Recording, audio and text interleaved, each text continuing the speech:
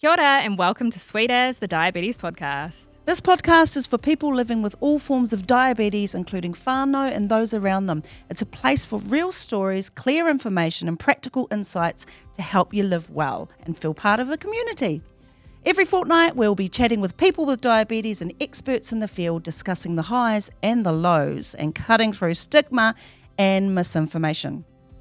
These conversations are brought to you by Aotearoa Diabetes Collective, a charity working to improve equitable access to specialist diabetes care. If you want to support our kaupapa and keep these conversations going, feel free to buy us a coffee in the link below. In today's episode, you have myself, Salita, and my colleague Claire, both diabetes nurses, and we're chatting with Megan Whelan and Rachael Wilson about diabetes and nutrition. Megan is a journalist and weightlifting enthusiast who also lives with type 2 diabetes. Rachael is a registered dietitian who has years of experience working in diabetes, but also specialises in supporting people with eating challenges and improving their relationship with food and their body. This conversation takes a health at every size approach to diabetes and nutrition, and we hope that it is both informative and healing for people listening. A wee disclaimer, we talk openly about challenges with eating behaviour, food restriction and people's relationships with their bodies. So as always, this podcast is for educational purposes and building community. It does not replace a therapeutic relationship with your healthcare team and does not provide individualised nutritional advice. On to the episode. Kia ora kōrua. Thank you both so much for joining us. We're really excited for this session to talk about type 2 diabetes, nutrition, and getting to have both a person with type 2 diabetes on the couch and a dietitian, which is really exciting. So, Megan, would you be willing to tell us a wee bit about your journey with being diagnosed with type 2 diabetes? I had started going to the gym, which obviously we've also talked about, and kind of like spent 6 months getting fit and thought to myself, I should be feeling better than I am feeling. And I had, this is the first time I think I've said this publicly, persistent yeast infections, which I now know is a pretty telltale sign. So I went to my doctor. My doctor said, let's do some blood tests. And we did the blood tests. I actually ended up finding out from a different doctor. I had to go and get a smear, and she told me because it was in my medical records. Not a great experience. And then my GP rang me later that day and apologised and basically said, cool, I'm going to prescribe you metformin. Off you go. And that was it. That was the extent of the information that my GP gave me. And I have a new GP for the record. And she's fantastic. And so I kind of went, okay, what do I do now? I rang my mum, who also has type 2. And cried at my mum, rang my boyfriend and cried at him. And then gave myself sort of like probably 48 hours to grieve. And then because of who I am as a human, went, okay, so how do I deal with this? And most of the way that I originally dealt with it was by taking the metformin and getting incredibly anxious about food. And I, for probably the first 4 months, was weighing everything I ate and tracking my calories, tracking my my macros, my protein and my carbohydrates and all of those things. And then after a while got to the point where I sort of sat myself down and had a bit of a conversation with myself and went, this is not good. You actually can't live like this. And I'm very surprised that my flatmate didn't also sit me down and say, you can't live like this because I can't live like this because you're a nightmare to be around. Because I really was. I was eating like 80 or 90 grams of carbs a day, and I was working like a really busy full-time job and a really brain-heavy full-time job and working out 3 or 4 times a week. That's not enough carbohydrates. And it's certainly not enough carbohydrates to be like a nice person at the same time. And so, I was a nightmare. So eventually I remember getting a letter from the hospital saying, as a person with type 2, you are entitled to a dietitian or a nutritionist. There'll be a 9-month waiting list for that. And so I paid out of pocket to go and see a dietitian, and she was brilliant. And she kind of unlocked a bunch of stuff for me. And I kind of never looked back after that. Amazing. Yeah. And like, what were your first thoughts, like when that person said to you that day that you had type 2 diabetes? What did you know about diabetes? What did you think? Well, I'd kind of figured it out. Like I had the tingling feet and toes, and I kind of had Googled and done Dr. Google and went, well, it's in my family. My mother has it. I think my grandmother had it, this is probably what this is. So I kind of logically in my head went, that's what it is. But what I thought was, of course you have that, you're a fat bitch. And this is the result of that. And this is every cheeseburger you've ever eaten coming back to haunt you. And this is the 10 years you spent not moving your body coming back to haunt you. And you deserve this. And I think I've written about this, about that feeling of like, this is what you deserve. Doesn't come from me. It comes from what society has spent me 48 years telling me as a person in a bigger body. And it was awful. And what I look back now and go, well, of course, because why would you look after your body when everyone has told you it's not worth looking after? Yeah. And so I really had to change that mindset to get further. But yeah, and I was like, I can never eat anything again. I can never have sugar. I can never have potatoes. I can never have pasta. And that was heartbreaking. Can I ask, Megan, where that message came from? Like, was it a message that you had sort of absorbed from society? Did you get told that by I think it was a just doctor? received knowledge. And I mean, one of the joys of living in the 2020s is if you Google anything about nutrition now, it's impossible. Like, it's just 17 people trying to sell you a supplement of some kind. So, I would have Googled and found that, and I got a lot of keto and intermittent fasting information. Yay. I think I had just absorbed, okay, you can't have carbs now. And of course there was no, you can't have carbs, here's all the other things you can have, and also, by the way, you can still have carbs. It was just a lot of don't eat sugar, because sugar's what got you here. Yeah, it's interesting, that's the message you had, even though you hadn't even yet had anyone give you any advice, not a doctor, not a nurse, not a dietitian. Yep. Isn't that interesting? I think the GP might have done a bit of you need to have a healthy diet, because there's a lot of GPs in this country who couldn't tell you what a healthy diet is. 100%. Because they don't have that training. We don't get any real nutrition training in like nursing, medicine, etc. It's very minimal. So Rach, if you were to have somebody come and see you for that first initial appointment, just been diagnosed with pre-diabetes or type 2 diabetes, how do you navigate that consult? What's the sort of advice that you would provide for them?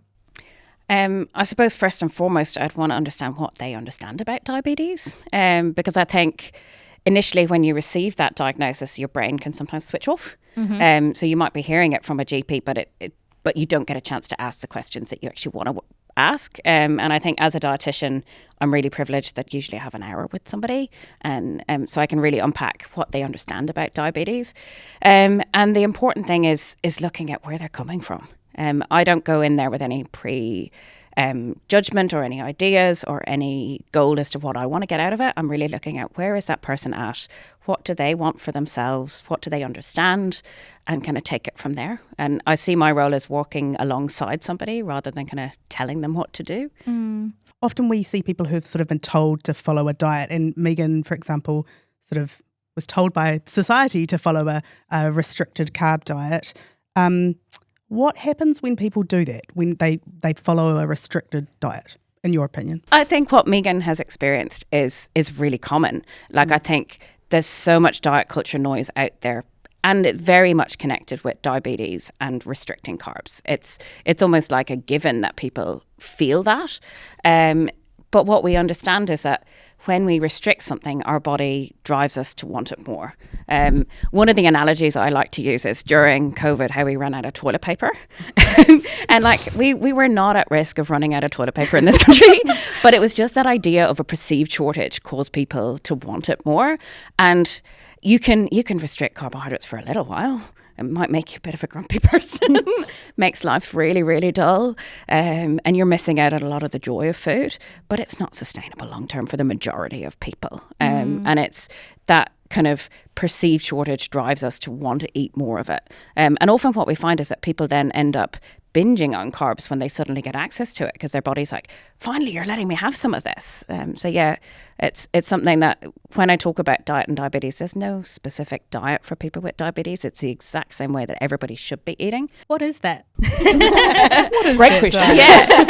I think it's one of the things I look at is what's possible for that person. Lots of people have different life experiences, different things going on, different abilities. People might be living with disabilities. They might have chronic health conditions. They may not be able to cook. They might be working busy lives. I think it's working with what's possible for you. But in terms of our nutrition, what we're trying to focus on is looking at having regular amounts of carbohydrates, spreading your food out over the day. One of the things we also know is if you don't eat in the morning or you don't eat across the day, you tend to eat more in the evening. And it's, again, your body wanting to make up for those calories across the day. So eating regularly is really, really important in terms of balancing our blood sugars. Also including lots of fruits and vegetables and fibre is great for our glycemic control, making sure we're having enough protein. So really just getting a balance in terms of our diet. So including fruits and vegetables, when you were looking, kind of aiming for like half a plate in terms of your fruits and veggies. But again, it's working with what works for you. Some people hate fruits and veggies. So I'm looking at working with where they're at and what's going to work. I remember someone giving me the advice that I shouldn't have fruit because there's so much sugar in fruit. And I remember thinking, first of all, obviously that's bonkers. You know, do you know how much fibre is in an apple, for example? But also, do you really want me to go for the rest of my life without eating a peach? Like, that is one of the best things that you can possibly do in life is eat a perfectly ripe peach. Do you really want me to live the rest of my life without having that joy? It's insane. So many people are told that they can't eat fruit because it's got carbohydrate, that they can never eat potatoes or kumara again. And so often, like, we're meeting people who might be 10, 15, 20 years down the track and they've been restricting their carbohydrate for so many years. What is the effect of people restricting whole food groups like that? Well, you're missing out on a lot of nutrition that goes with those food groups as well. Like, there's a lot of benefits to including those foods. And also there's a lot of fibre we get from carbohydrates. So that's one side effect. But the other thing is looking at the effect on our life, the joy, the ability to just enjoy our lives and engage. Like, eating is a social thing. It's something that's part of every single celebration we have. So actually being able to engage in life in a meaningful way and have a positive quality of life is significantly affected if you're restricting foods. And so when did things start to shift for you, Megan? Yeah, so I sort of had that. I really specifically remember that day. I had woken up and I had made myself an egg white omelette. Yummy. You know, yeah, so delicious. I mean, I probably threw some salt and some chives in it. You know, it would have been great. And I remember getting to that afternoon and just and being starving and like being lightheaded because I was so hungry. And I heard this voice in my head say, "This is how you should feel." And I remember thinking, oh, diet culture has done a number on me. This is bad. This is eating disorder territory. I don't want to live like this. And I ordered Macca's delivered to my house and ate a cheeseburger for the first time in a really long time. And then I went and saw a dietitian. The dietitian, shout out Lorette, she was amazing. And she actually said the first time, she said, looking at your blood test results, I actually want to deal with your anemia before we even talk about your blood sugar, because how you are functioning on that level of iron is astonishing. And she said, we're going to sort out your your iron, and we're going to sort out your sleep. Let's worry about those things before we worry about your blood sugar. And then I had 4 or 5 sessions with her, hour-long sessions. They were amazing. And she told me a bunch of strategies about things like when I eat carbohydrates to have protein and fibre alongside them. So, you know, potato chips are my weakness. You know, if there are potato chips in the house, I will eat them, and I will eat a giant bag of potato chips. Now, when I have them, I don't eat the whole bag, and I have some dip that I make with Greek yogurt alongside it, so that I'm having some protein at the same time, so it slows down the absorption of the glucose. That's right? Yes, it is. Great, cool. And, you know, like lots of strategies like that. And I remember saying to her in the last session, how many calories should I be eating a day? And she went, I'm not going to tell you that. And I was like, but I thought this was the point of it's diet is in the name. And she was like, what happens if I tell you you can eat this amount of calories a day and you get to 7 p.m. and you've eaten your calories and you're hungry? What are you going to do?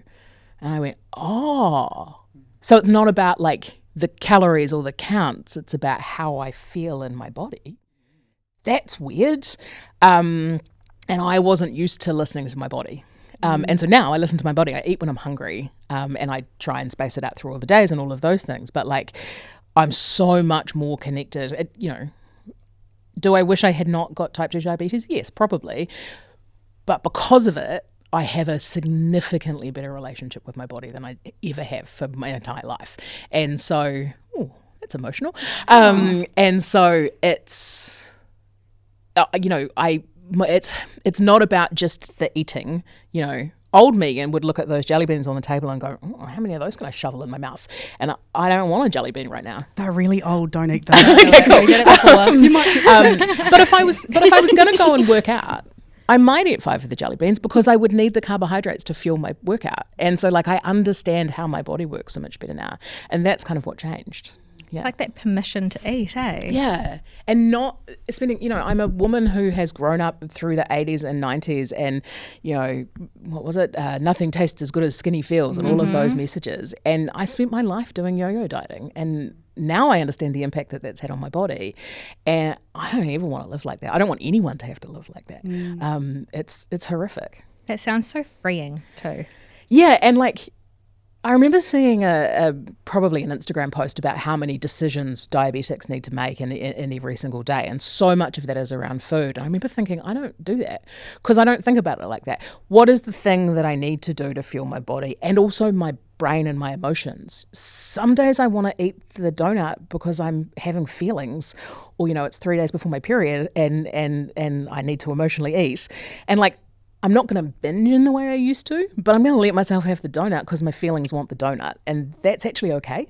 It's so much a better way to live than the way I was living before. Sometimes I think people get quite fixated on the things they are doing right now, like this donut that I'm eating, that burger that I'm eating, and forget about the bigger picture of nutrition. A donut when you're feeling sad makes no difference to your diabetes. And I think emotional eating has got such a bad rap. Like we all eat for emotional reasons. It's a really healthy, helpful coping mechanism. I think when I get concerned is if people only have that as a coping mechanism and they don't have any other coping mechanisms, then I'd be like, maybe we can learn a few more. But as itself, emotional eating is great. It works. I remember seeing my therapist like the week that I got my diagnosis, and I was like, so I can't eat about my feelings anymore. And I probably shouldn't drink about my feelings. That seems bad. And I probably shouldn't take drugs about my feelings. That's presumably not great. Good choices. And I guess I shouldn't spend money about my feelings. And I went, can I go to the gym about my feelings? And she was like, well, that's probably healthier. You could also feel them. That would be fine. Like, no one wants that. What are you talking about? No one wants that. But it really was. It was like understanding that my wanting to eat a donut because I've had a bad day is a pretty normal human reaction, and I'm allowed to do that. But then the next meal can be slightly healthier or adding more nutrition, more nutrients throughout the day. Yeah, and it might be having a donut and a peach. Yeah.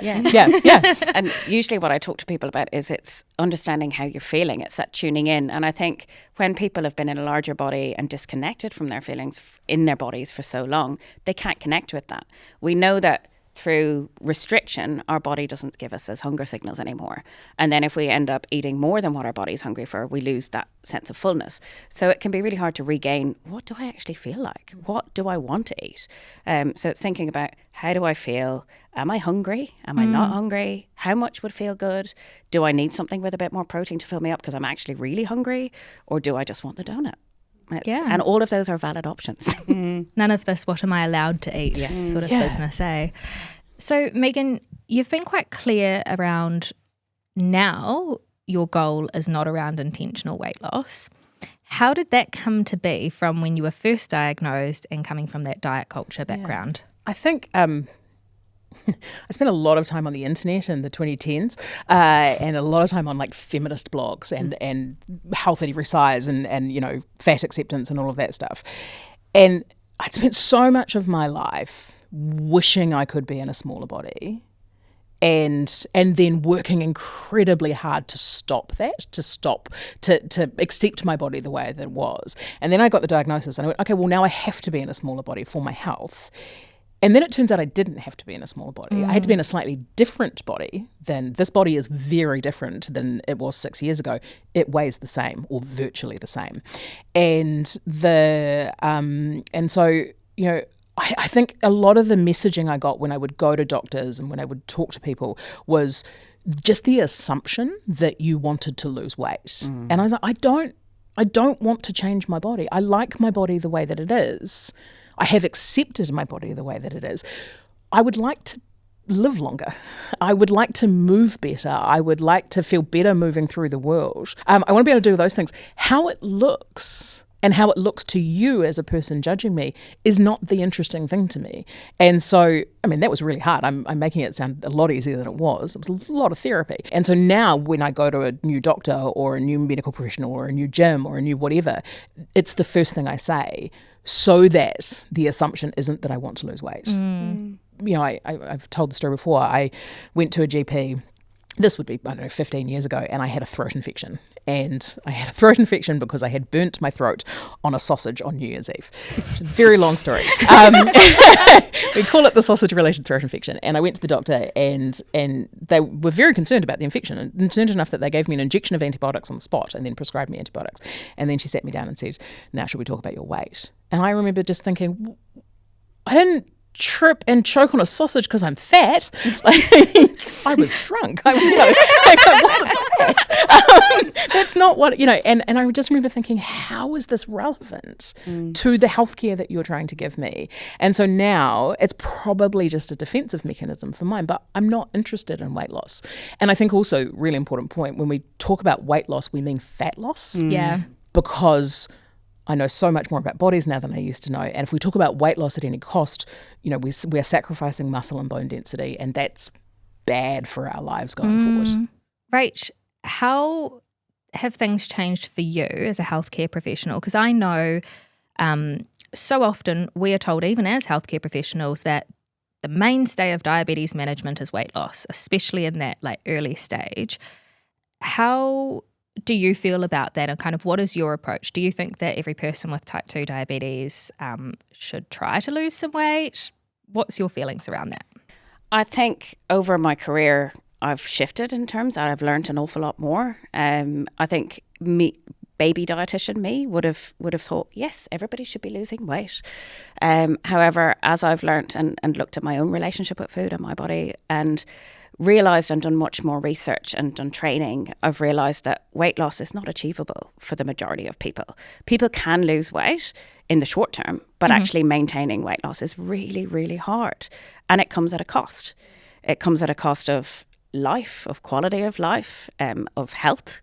We know that the majority of people who try to lose weight and lose weight regain it. So it actually causes weight cycling. And there's a lot of health issues linked with weight cycling. So we know that weight cycling in itself is not good for people. We also know that living with weight stigma is not good for people. And we know that one of the biggest perpetrators of weight stigma is the healthcare system. So it's really, really important that we look at taking the focus completely away from weight loss. And that's not something that I focus on with people. It's looking at what's going to improve their health. What are the positive health behaviours that are going to make them feel good? And what are the things that they actually want? Do they want to find movement that feels good? Do they want to improve their HbA1c? Do they want to try and eat more veggies? Do they, what's important for them? And what's realistic for them in the body that they're in? I think it's important to acknowledge that health looks different for everybody. As a person who lives with a chronic pain condition, my ability to exercise is very different than what it was 15, 20 years ago. So what is achievable for me is different, and it's the same with everybody. So for someone who's never heard of health at every size, do either of you, maybe both of you, mind giving the listeners an idea of what that actually means? I think sometimes it can be confused within the media. Some people talk about the idea of healthy at every size, or health at. What we're looking at is that the pursuit of health is not defined by weight. I would say exactly the same thing. I think for a long time I had thought you can be healthy and be fat.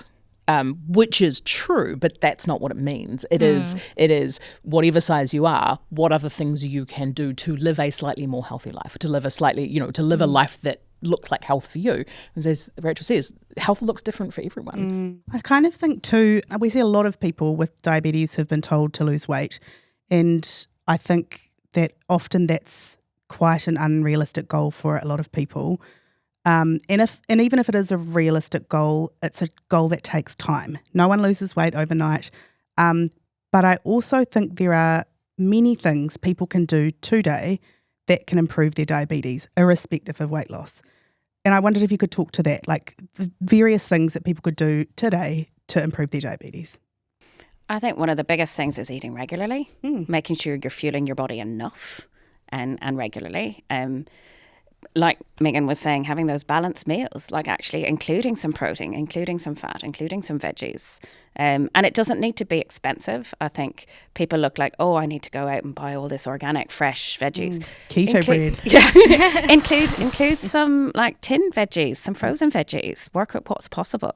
I think the other big thing is finding movement that feels good. I think for people in bigger bodies, the exercise has often been very much equated with needing to burn off food.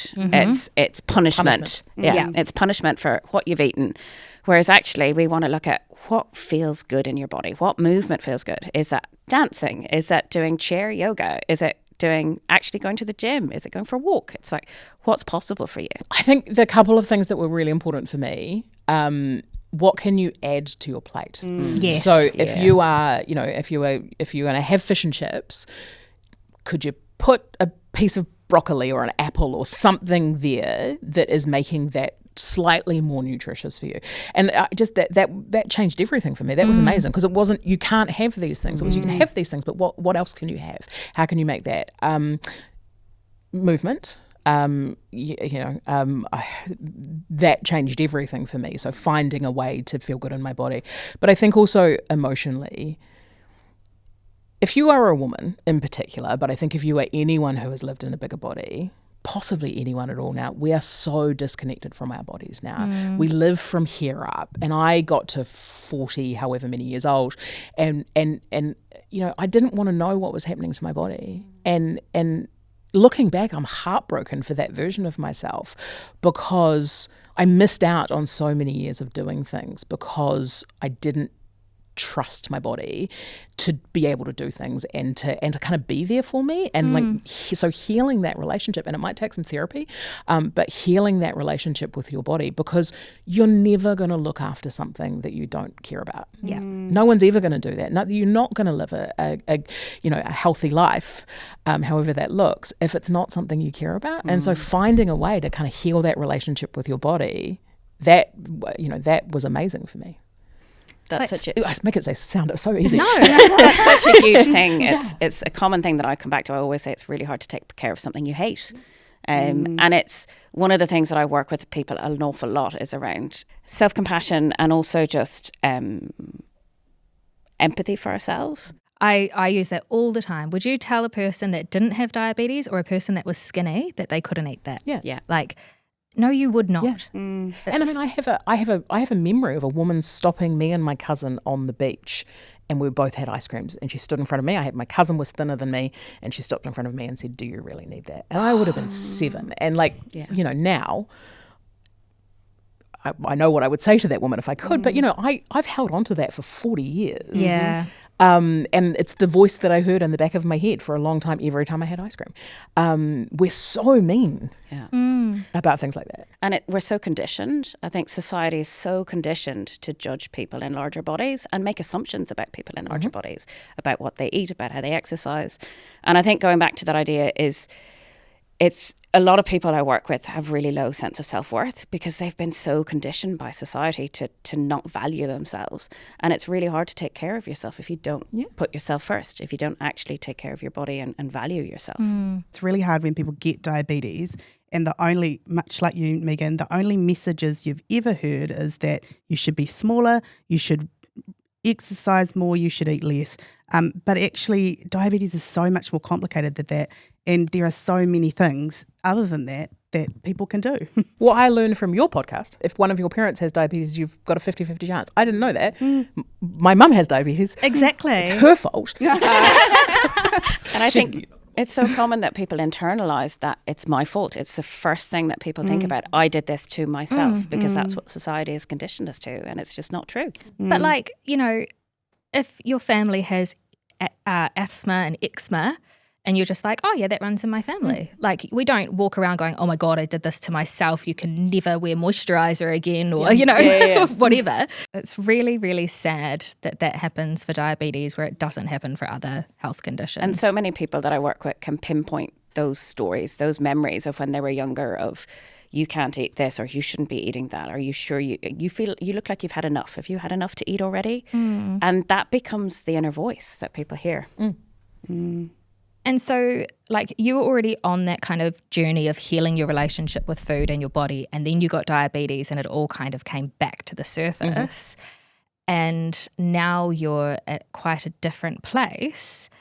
How long did that take you, and how did that kind of shift occur? It kind of goes up and down, right? So, I remember getting my first HbA1c after my diagnosis, and it had gone from, I think it was 80 something back down to 49, 50 kind of thing. And I remember being like, oh my God, I've cracked it. I've done so well. Completely unsustainably, 80, 90 grams of carbs a day was just not the way I meant to live my life. And so, and then it went back up. And then I had a very, very stressful time at work 2 years ago, and it went back, my HbA1c went back up again. And I think, so I'm in a really good place now. I imagine at some point soon, well, not soon, hopefully not soon. At some point, it might go back up and down again. But I think probably the healing my relationship with my body thing, that definitely, I mean, it took years and years, but it sort of from the diagnosis, it was probably a good couple of years to be, this is how I'm going to live now, and kind of internalizing that I can't just eat all of those jelly beans. I shouldn't just eat all of those jelly beans, but I can have a couple. Is food poisoning notwithstanding, is like that was probably, it's probably a good 2 years of like, okay, internalizing the good stuff and throwing out as much of the bad stuff as I could. And like, for the listeners to understand, like, I'm assuming that your diabetes is really well managed and your other health markers are in a really good position, and it's not because you're restricting your food. No. I don't restrict at all now. Amazing. No, that's not true. I do restrict a little bit now, but that is in the probably I shouldn't eat jelly beans for every meal way. And they're like, this is how I, what a healthy diet looks like, what a nutritional diet looks like. And so, yeah, everything is great. My blood pressure is great. My HbA1c is fantastic. I don't count calories. I don't count macros.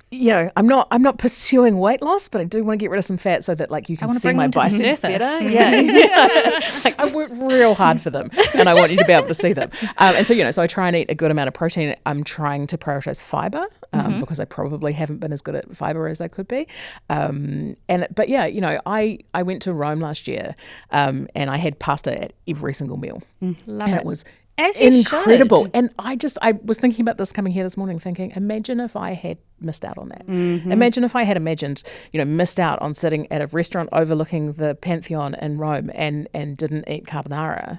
And, that would have been such a waste. And now I came back and on the weekend I made carbonara and we had broccoli alongside it, because I now know to have some fiber alongside it. And it's not about restricting, it's just about how do I make this a better version of what I might have had before. Hey, I'm interested in obviously you've had some not so nice experiences with healthcare professionals. I'm interested in what it is that you think people like us can do to support people that potentially live in a bigger body who aren't interested in losing weight. Yeah. I mean, I think not making the assumption that weight loss is the goal, because as we've said, it's hard and it's not usually sustainable, and we don't really know how to do it. It's also just a not very helpful thing to say often. Exactly. Do you think we've never tried? Well, yeah, exactly. Have you ever tried this? Have you thought about weight loss? No. Like, I'm a 48-year-old woman who has lived in this world. Of course, I've never thought about weight loss ever. Like, I did not spend all of my teens and 20s reading Cosmo with built-in diets. And so not making that assumption. And then I think being curious about their life. What is it? What is your life like that we can make some small adjustments to? Listening to them, understanding who they are as people. My doctor now, I feel like she knows who I am as a person, and she's interested in me, and she understands that I'm really curious about bodies and really interested, so she'll explain things to me. Not everyone is.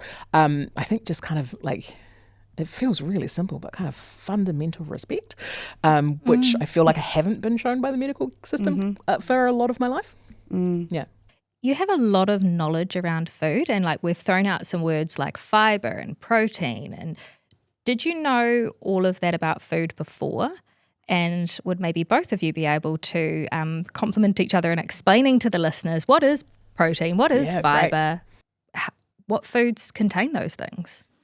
Protein is foods like eggs, tofu, lentils, beans, chickpeas, meat, chicken, fish. All of those are protein foods. We can also get a little bit of protein from milk and dairy and cheese. Fiber foods are great in terms of diabetes, or just for general for people. They help in terms of our blood glucose control. They help with our cholesterol. They help slow down the release of sugar into our blood. And those are things like our green leafy veg, our salads, our vegetables, our fruit, which people are often told to avoid, which is BS. So including those foods, including things like beans and lentils and chickpeas and all that sort of stuff. But again, it's working with what works for you. And I think for the majority of people, it can be really hard. I think we're so much busier than we used to be. We're very time poor. We don't necessarily have the capacity. And one of the other things I think is really important is to tune into how you feel. How does eating, like if I was to eat the whole bowl of jelly beans, how would it feel in my body? I might feel a bit sick after it. One of the things I often talk to my kids is that I really love a good croissant with cream cheese and jam. It's so nice to eat it, but sometimes I just feel a bit sick in my stomach after it. Does it mean I never eat them again? No, because I absolutely love them. But I think about how I feel. If I was eating it every day, I'd be like, why am I doing that to my body when it feels yuck? So I think if we can help people reconnect with how food feels in their bodies and actually feel into their bodies, pretty soon you'll start eating according to what it feels like rather than those perceived diet culture rules that we all live with. And like, try lots of things. You know, I don't think I had ever eaten chickpeas until I got diet. Chickpeas are great, you know, and lots of fiber, decent amount of protein, and put, you know, you bake them with a little bit of olive oil and some salt and they get crispy and they're amazing. And then you chuck them on top of a salad. And, you know, they're fantastic. And I think like trying new things. And I mean, chickpeas are cheap as. A can of chickpeas is not expensive. Lentils, fantastic. Chuck some lentils in your soup. Great. Often it's how to cook those things. Like I'm a big fan of TikTok and social media to learn how to cook foods that I don't know how to cook. Yeah. And I want it to be quick and short. I don't want to go and buy a recipe book. I'm not a foodie. No, 100%. Yeah. And, you know, YouTube, like there's so much information out there. Making sure you're getting good information is the kind of the hard part. But there is a bunch of, I can think of 4 or 5 different TikTok accounts that are doing that kind of healthy food. Fantastic. One of the things that we're seeing a lot more is processed foods are becoming really demonized. And actually, they can be really valid food to include in your diet, but it's about what you add in. There's no problem with having something that's processed, but add some veggies, add a salad to the side, add some broccoli. It's about what we have rather than what we're not having. I think processed foods have become so demonized, and it's actually more about learning about what's in the food. And actually, processed food might be the only safe option for someone with an allergy or someone with neurodivergence. Or it might be the easiest thing for people to have if they've got a disability. They need to be able to do something quick and easy. And actually, when we look at the research on processed foods, it's still quite muddy. We know that there's a correlation between health and processed foods, but we don't know if it's because there's other things going on in people's lives as opposed to it being the food. I also think there's just this idea of like the perfect diet. And it's just not a thing. Not real. And you know, if you're eating a processed whatever, compared to, I don't know, eating a whole bag of chips, like good job. You know, I think we lose sight of the idea of an overall approach to nutrition as opposed to the exact thing I'm doing right now, which, you know, might be, you know, eating a processed whatever might be solving a bunch of problems that I've got in terms of, you know, getting out the door on time, and, you know, like there's no such thing as perfect. And I think if we're doing, you know, well with a balanced diet most of the time, then that's really all we can ask of ourselves. When Lee said it a couple of weeks ago, when someone talked to him about intermittent fasting. Yeah, but are you happy? Yeah. You're starving yourself, great, but are you happy? Like, you know, I just come back to it all the time. So if you restrict everything out of your life that tastes good, and that brings you joy to eat, what kind of life is that? My mum said it when I rang her in tears the day that I got the diagnosis, and I was like, I can never eat carbs again. And she went, no, Megan, you've still got to enjoy your life. Otherwise, what's the point? And it took me a while to get there, but she was absolutely right. She was right. Yeah. And I think that best way of eating for you is one that protects your relationship with food and still manages to give you joy in your life. That you can do for your exactly. whole life. It needs to be something that's sustainable. Yeah. One of the things that we see a lot is that when people are diagnosed with diabetes, they think that they can diet their way out of it. And they feel desperately sad when potentially the change and restriction worked at the start and then they realise it wasn't sustainable, or just that their diabetes progresses. Megan, do you have anything to share there in terms of like how has diabetes progressed for you? Have you ended up needing to use medications and that sort of thing? Yeah, so I do take a medication. My diet has changed entirely. I move my body every single day if I can make it work. There's a bunch of other stuff about sleep and therapy and all of those different things. Drinking enough water, all of not drinking as much alcohol as I used to drink. There is all of those things that I think are a part of it. And yeah, diet is one factor, but it's not the whole bag. And I've definitely had times when I had to change medications and I genuinely thought I was a failure. I was like, I have failed at managing my diabetes, and my doctor had to be like, that's not how it works. No. Like, that's not how bodies work, and it's not how this disease or this condition works, and you're not a failure. And it took me a while to get that for myself. But yeah, it is a factor, but it's not the whole thing. And in the same way that weight loss isn't sustainable for most people, you need a plan that is sustainable and works for you in your life. Yeah. Especially when you're diagnosed young. Yeah. Like you've got a long life to live with diabetes, we hope. Yeah. So we want you to be able to incorporate, the diet and the movement, but know that we've got medications for a reason to help our bodies along. Yeah. And that diet isn't necessarily going to be the only tool in the kitty. Yeah. So Megan, you talked about how it would be really nice if when you turned up to a healthcare professional appointment that people didn't assume that you wanted to lose weight. Have you ever heard of the Do Not Weigh Me cards? I have not. So these are these cards that have been developed by the New Zealand Society for the Study of Diabetes by a group of people who created guidelines on body satisfaction and relationships with food and that sort of thing, because we recognise that people with diabetes often have really challenging relationships with food in their body. But they've actually got these cards that people can take to appointments that says, please do not weigh me unless absolutely medically necessary. Like you are going under a general anaesthetic and they need to know how much medicine to give you. Because most of the time we don't need to know your weight to be able to offer an intervention. That's fantastic. Yeah. I mean, I am very aware that, I'm quite lippy. And so I have no problem saying to someone, I don't want to be weighed, or don't talk to me about weight loss. The responsibility's off you. Yeah. And also giving people the opportunity to do blind weights. Like if we do need to do a weight, we can give people the opportunity not to see that information, not to put it in their health portal. Like often we need to put an alert on their file to say, do not put a weight in the area where that will go through to the person's phone, because that can be devastating for someone who's really actively trying to not engage with that. Yep. Do you have any other tips at all, Rach, in your experience about how healthcare professionals can support people in that area? I think it can be really hard, like Megan was saying, when people are going into a health professional, they feel that hierarchy, and it can be really hard to advocate for yourself. I think as a health professional working in a health and exercise lens, I feel it's my duty to advocate for patients at times. So I'll often write letters to surgeons saying, why are you denying this person surgery? And advocate for them. I think as health professionals, it's really important that we don't make assumptions. We know there's a lot of research that says that people make assumptions about people's diet if they're in a larger body, about the level of exercise that they do, and it's inaccurate. We know that people in smaller bodies, some of them don't do exercise, some of them eat a not great diet, and then there's people in larger bodies that eat great diets and have really good activity levels. So it's really important that people don't make assumptions.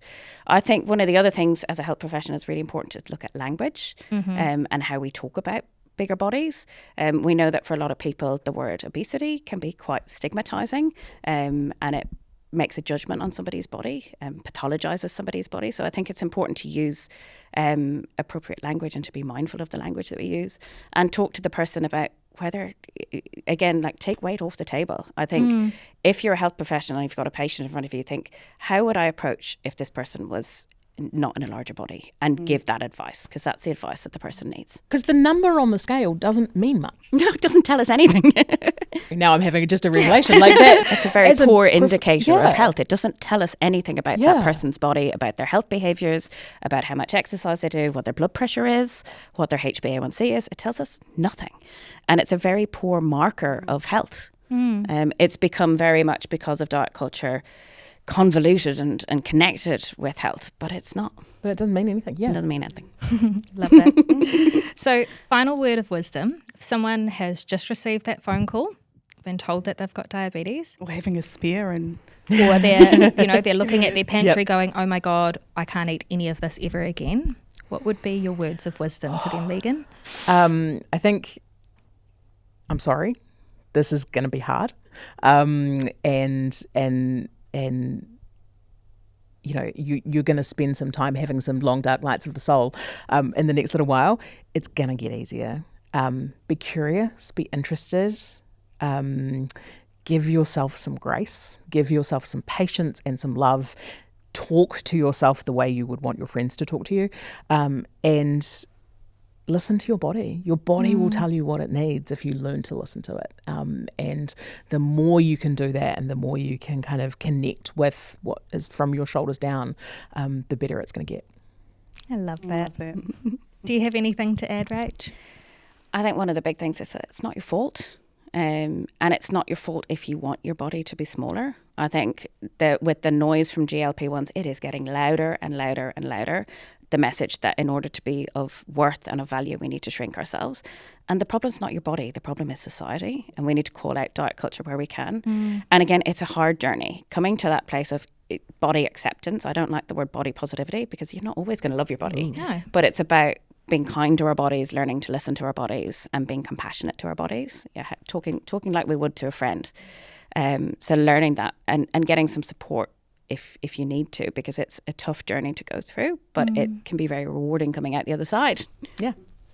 Thank you both so much. I think this conversation is hopefully going to be really healing for a lot of people.